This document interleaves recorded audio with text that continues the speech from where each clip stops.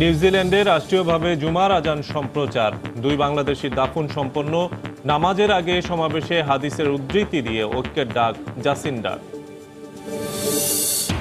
কারিগরি জটিলতার কারণে একদিন পিছিয়ে আজ বসানো হলো পদ্মা সেতুর নবম স্প্যান। এখন দৃশ্যমান ১৩৫০ মিটার সেতু।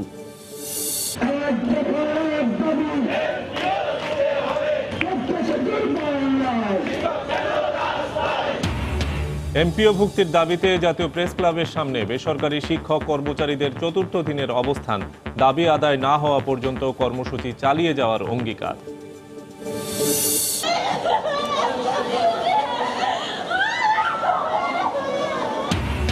বরিশালে বাস মাহিন্দ্রার সংঘর্ষে কলেজ ছাত্রী সহ নিহত ৬। বিভিন্ন এলাকায় আরো ৩ জনের মৃত্যু। সড়কে শৃঙ্খলা ফেরাতে হিমশিম খাচ্ছে পুলিশ, বললেন স্বরাষ্ট্রমন্ত্রী। এবং মিয়ানমারের বিদ্রোহীদের কাছ থেকে অত্যাধুনিক অস্ত্র কিনছে পাহাড়ি সংগঠনগুলো। আইন শৃঙ্খলা রক্ষা বাহিনীর কাছে তথ্য, যৌথ অভিযান জোরদারের তাগিদ।